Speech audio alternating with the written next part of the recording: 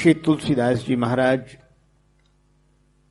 कहते हैं, भगवान के भजन के बिना कामनाएं मिटती नहीं है। जैसे पृथ्वी तल के बिना वृक्ष नहीं लगाए जा सकते, भगवान के भजन के बिना कामनाओं को बदला नहीं जा सकता।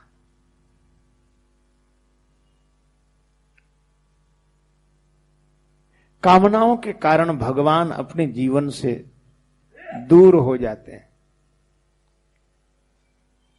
ये काम बड़ा प्रबल है।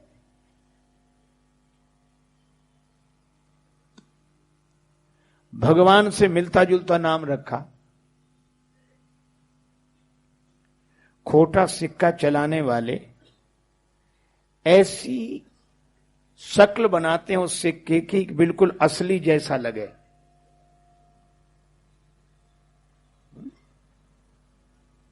तो काम ने अपना नाम क्या रखा?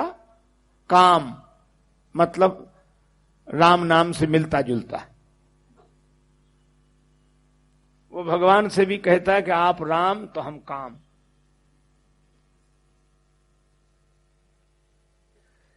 श्री तुलसीदास जी ने कहा कि राम जी तो धनुष्वाण लिए, राजीव नयन धरे धनुषायक, भगत विपति भंजन सुखदायक।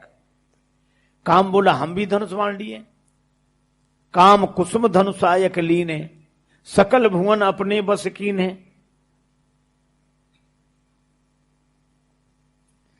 श्री तुलसीदास जी ने कहा कि देखो काम, यह तो ठीक है कि तुम भी धनुष्वाण लिए हो, राम जी भी धनुष्वाण लिए हैं, पर राम जी साधारण नहीं है। सारा संसार जिनके बस में है। काम बोला हमारे बस में भी सारा संसार है, सकल भुवन अपने बस कीन है। श्री तुलसीदास जी ने कहा कि राम जी ब्रह्म हैं, वे व्यापक हैं, सब में व्याप्त हैं। काम बोला हम भी व्याप्त हैं। राम जी जो व्याप्त हैं दिखाई तो नहीं देते करना। काम बोला हम भी सब में व्याप्त हैं, दिखाई कहां देते हैं। अगर शंकर भगवान कहते हैं राम ब्रह्म व्यापक जग जाना, तो हमारे लिए भी कहते हैं बिनु बपु व्याप ही सब ही पुनि सुन निज मिलन प्रसंग। बोलो, इतना प्रबल है यह। काम से अर्थ कामनाएं। हमारा जीवन कभी कामनाओं से रहित नहीं होता। हमेशा जब हम सोते हैं तब जरूर भगवान की कृपा होती है, पर जागने के बाद कोई ना कोई कामना, कोई ना कोई कामना। जैसे सरोवर में सदा लहरें उठती रहती हैं, इसी तरह हमारे मन में सदा कामनाओं की लहरें उठती रहती हैं। हवा लगी लहरें उठी, हमें भी संसार की थोड़ी हवा लगी लहरें उठी।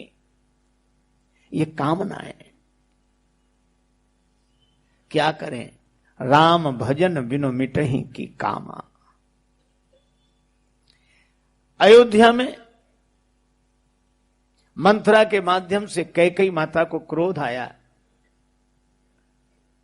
दशरथ जी विवश होकर राम जी को वनवासी बना देते हैं।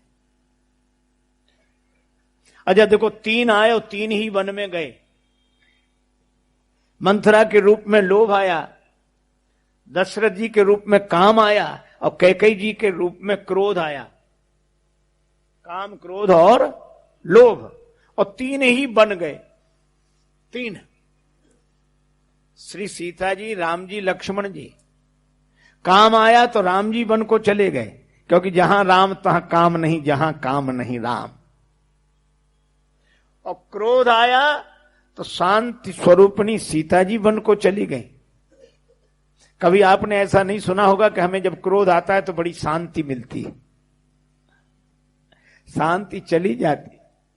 क्रोध आने पर शांति चली गई, काम आने पर श्री राम वन को चले गए, और लोभ आने पर त्याग के मूर्तिमान स्वरूप लक्ष्मण जी वन को चले गए। तीन आए तीन गए। अब श्री भरत जी ने सोचा कि हम क्या करें, उपाय क्या है। तब उन्हें एक ही उपाय मिला, प्रभु करी कृपा पावरी दीनी, प्रभु करी कृपा पावरी दीनी, प्रभु करी कृपा।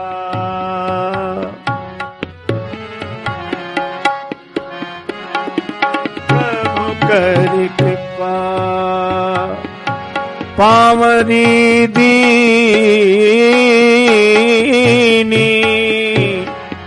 दीनी हो राम, प्रभु करी कृपा। भगवान ने कृपा करके पादुका दी। अच्छा देखो, ये पादुका बड़ी अद्भुत है। श्री भरत जी तो भगवान से जब पादुका मिली तो पादुका सिर पर रख लेते हैं। भगवान ने कहा कि भरत तुमने तो आधार मांगा था, हमने तो तुम्हारे सिर पर भार डाल दिया। भरत जी ने कहा कि प्रभु यह भी आधार ही है, तो आधार कहीं सिर पर रखा जाता है? भरत जी बोले हाँ। कहा कब? कहा जब सिर पर भार ज्यादा आ जाए तो आधार सिर पर ही रखना पड़ता है। रेल स्टेशनों पर हमारे कुली भाई सिर पे सामान रखते हैं तो सामान और सिर के बीच में उनकी पगड़ी का आधार होता है। माताएं जल से भरा कलश रखती हैं सिर पर, तो सिर और घड़े के बीच में कुंडे का आधार होता है।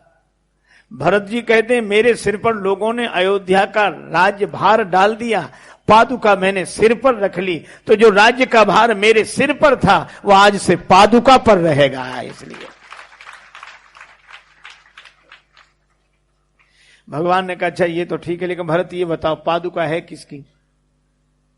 भरत जी बोले आपकी। भगवान बोले हमारी कैसे, तुम तो लेकर जा रहे हो। भरत जी ने कहा कि अगर पादुका चित्रकूट में रहती तो आपके पद में रहती। भगवान ने कहा वही तो, तभी तो लोग पहचानते कि इनकी पादुका है।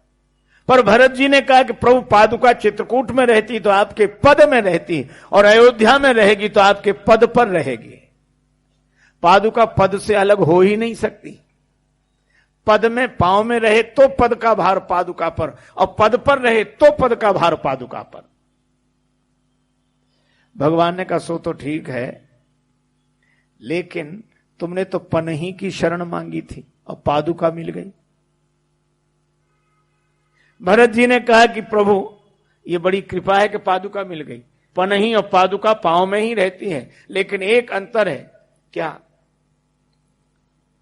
जूता पांव को संभालता है, जूता पांव को संभालता है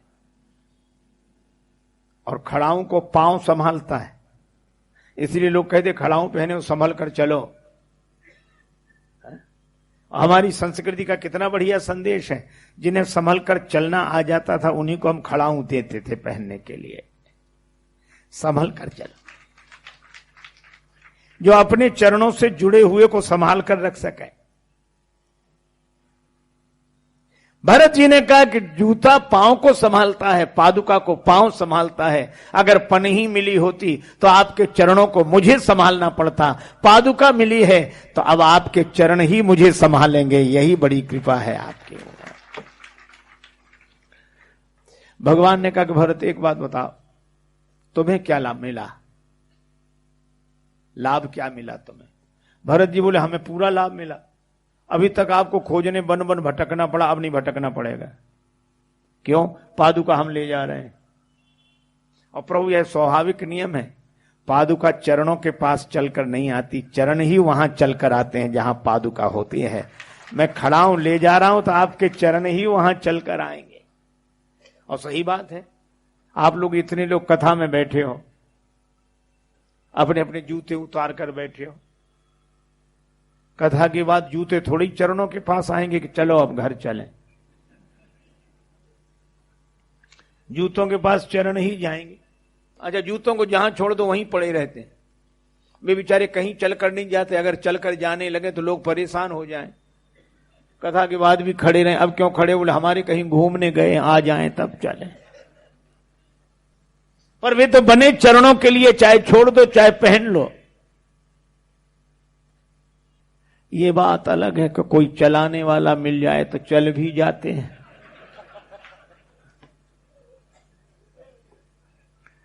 चलाने वाला मिले चल जाते हैं, और चल ही नहीं जाते, किसी किसी के चले भी जाते हैं। अब देखो, जूते के आंख नहीं है, पर जूता पहनने वाले के तो आंख है। जूता कभी धोखा नहीं खाता, आंख वाला धोखा खाता है। धोखे से आपका पांव किसी दूसरे के जूते में चला जाए तो जूता ही ये बता देगा कि हम आपके नहीं हैं। कोई ईमानदार होगा तब तो पांव बाहर निकाल लेगा। ईमानदारी से कोई रिश्ता नहीं तो जूते से कहेगा कि तुम हमारे हो या ना हो, पर हम तुम्हारे हैं।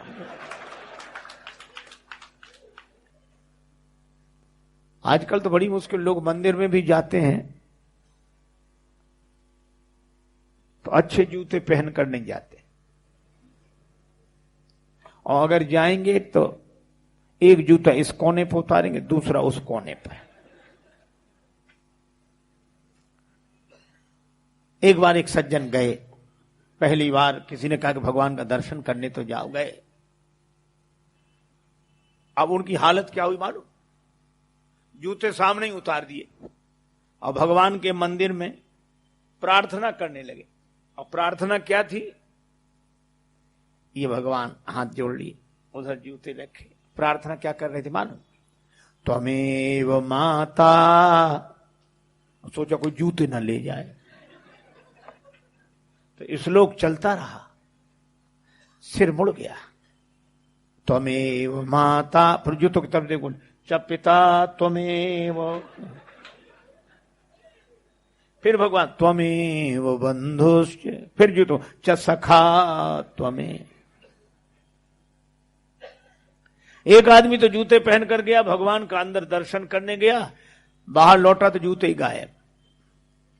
उसको बड़ा क्रोध आया कि मैं पहली बार आया, हमारे जूते चले गए। बड़े क्रोध में गया, भगवान से बात करूंगा आज, तो कहूंगा कि हमारे जूते तुम्हारे दरवाजे से चले गए, यही मंदिर है, यही आपकी व्यवस्था है।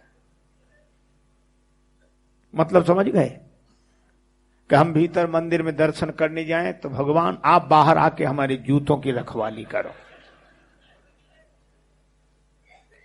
गया बड़े क्रोध में, लेकिन भगवान के सामने जाकर कुछ नहीं बोला, चुपचाप लौट आया। मित्र ने कहा बड़े क्रोध में गए थे, बोले क्यों नहीं? अरे बोले क्या बोलते, क्यों? बोले भगवान ने अपने चरण दिखा दिए। वो कह रहे थे हमारे भी कोई ले गया है, हम भी ऐसे ही खड़े हैं।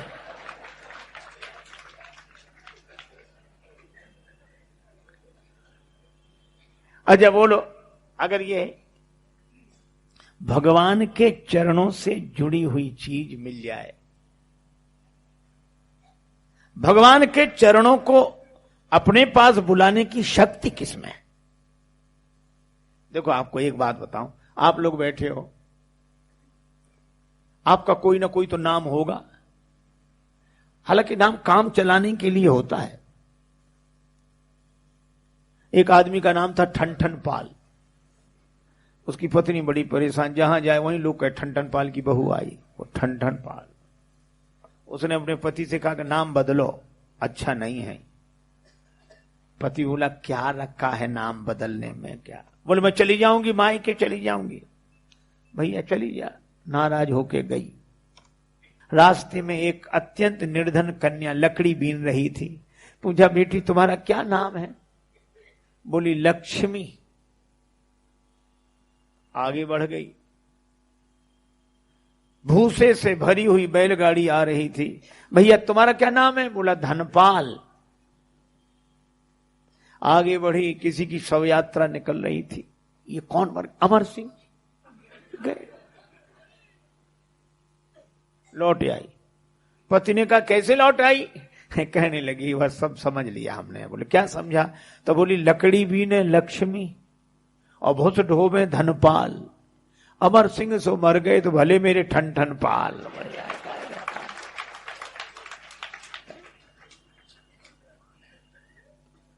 एक नई नई बहू आई ससुराल, शहर की रहने वाली, गांव में ससुराल मिली। कुछ दिन बाद उसे घर का कामकाज संभालना पड़ा। दही मंथन करके मक्खन निकालना था। मक्खन इकट्ठा हो गया पर समेट ना पावे, सास के पास गई, माता जी जल्दी चलिए। क्यों? मटकी में मक्खन आ गया, उसे समेट लीजिए। सास बड़ी नाराज हुई, दुर्वचन कहे, डांटा। अब वो बेचारी समझ ना पाए गलती क्या हो गई। बात यह थी कि उस बहू के ससुर का नाम था मक्खन लाल। अब वो कह रही थी मक्खन निकाल लो, गलती समझ में आई। पर चौथे दिन फिर उसके साथ वही समस्या थी। गई माता जी मटकी में। मां बोली क्या है मटकी में? बोले वही जो परसों आए थे मटकी। अरे कौन? सास फिर भी ना समझे। तब बहू बोली माता जी मटकी में ससुर जी आ गए, उन्हें चलकर निकाल। तो बोलो नाम काम चलाने के लिए है कि नहीं? आज हम लोग इतने लोग बैठे हैं, मान लो किसी का कोई नाम ना हो तो कब तक वो कैसे काम चलाओगे? नाम होना चाहिए। नाम की महिमा है कि नहीं? अच्छा कोई आदमी कितना ही पीछे बैठा हो, उसका नाम लेकर घोषणा करें भैयालाल हाजिर हों, और भैयालाल कितने ही पीछे बैठे हों, नाम सुनते ही यहां आएंगे हैं? पर भैयालाल जहां बैठे नाम वहां नहीं जाएगा, नाम जहां बोला जाएगा वहां भैयालाल आएंगे। तो मैं आपसे कह रहा हूं कि नामी कितनी भी दूर हो, कहीं भी हो, आप नाम लीजिए, नामी वहीं चलकर आएगा। यह नाम की महिमा है।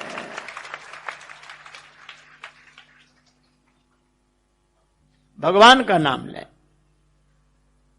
हमारे गुरुदेव कहते थे एक धर्मशाला में 10 कमरे, उन 10 कमरों में किसी एक में तुम्हारा परिचित मित्र रुका है तो क्या 10 कमरे खटखटाओगे? और रात के बज रहे होंगे 11, कमरा खटखट खटखट खटखट खटखट, नींद से जागा और दरवाजा खोला। दरवाजा क्या है? और जो तुमने देखा कि तो भैया माफ करो। दरवाजा अब फिर दूसरे पे, तो 10 को नाराज करोगे। तो फिर गुरुदेव कहते थे एक काम करो, आंगन में जाकर किसी कमरे को मत खटकाओ, उसी का नाम लेकर पुकारो। जिस कमरे में होगा उसी कमरे से निकलकर बाहर आ जाएगा। और यही संतों की युक्ति है। भगवान ज्ञान के कमरे में है कि भक्ति के कमरे में है कि वैराग्य के कमरे में है। अरे चाहे जिस कमरे में हो, हम लोग तो नाम कीर्तन करें, भगवान उसी कमरे से बाहर निकलकर प्रकट हो जाएंगे। भरत जी ने कहा कि मैं पादुका ले जा रहा हूं, और जहां पादुका होगी वहां आप चलकर आएंगे। अर्थात जहां नाम होगा वहां नाम ही चलकर आएगा। और नाम को कहां बिठाया? ये तुलसीदास जी कहते हैं पादुका माने राम नाम। आखर जुग जनु जीव जतन के, आखर जुग जनु जीव जतन के,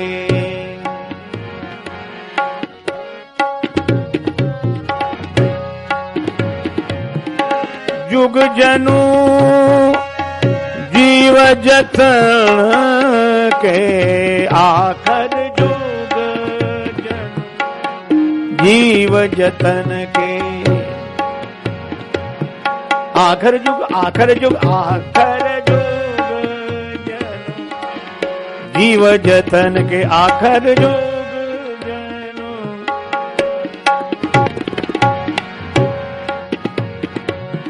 संपुट भरत स्नेह रतन के, आखर जुग जनु जीव जतन के, आखर आखर आखर जुग।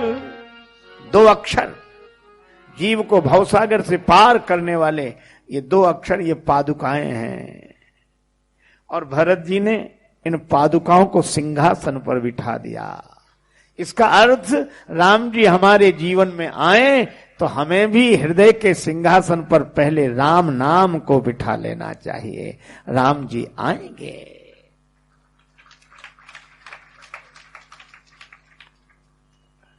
पर लोग तो अपनी तरह से अर्थ लेते हैं। हमको लगता है कि राम जी से राम नाम की महिमा, जब तक पादुका सिंहासन पर रही अयोध्या में कहीं कोई गड़बड़ी नहीं हुई, कोई उपद्रव नहीं हुआ।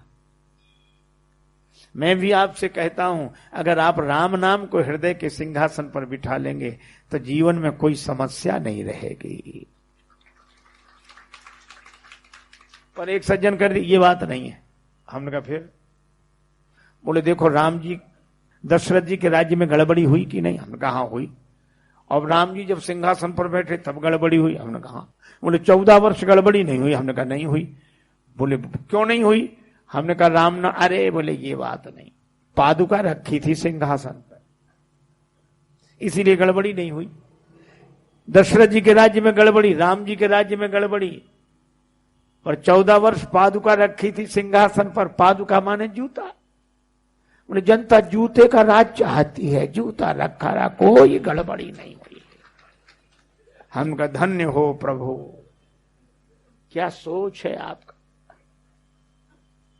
भरत जी 14 वर्ष तक और पूजा करते हैं, नित पूजत प्रभु पावरी, प्रीति न हृदय समाच, मांगी मांगी आय सुकरत, राज काज बहुभांति। पादुकाओं से आज्ञा लेकर राज्य काज करते हैं, पूजन करते हैं, एकांत में रहते हैं। नंदी ग्राम करि परन कुटीरा, कीन निवास धर्म धुर धीरा। नंदी ग्राम में कुटिया बनाकर रह रहे हैं श्री भरत। अच्छा एक बात है, भरत जी राज्य काज भी देखते हैं और बाबा जी भी हैं साधु। अब तो बड़ी मुश्किल है, आजकल कोई निकले तो लोग बुंदेलखंड में तो प्राय पूछते हैं बाबाजू। अब मालूम क्या कहते हैं, जाबाजू हो कि बाबाजू, मतलब संसार से जुड़े हो कि वन से भजन तपस्या कर। और मैं कहता हूं कि दोनों से जुड़े हुए को हम संत समझते ही नहीं है। रहीम जी ने एक दोहा कहा, काम करे संसार को मिलन चाहे करतार, कह रहीम कैसे बने दो तुरंग असवार। संसार का काम करे, भगवान से मिलना चाहे, ये दो घोड़े पर सवारी हो ही नहीं सकती। बात सही है, दो घोड़े पर नहीं बैठा जा सकता। पर श्री तुलसीदास जी बोले हो सकती है। कैसे का काम करे संसार को हरिसों राखे टेक, कह तुलसी यों बनत हैं दो तुरंग रथ एक।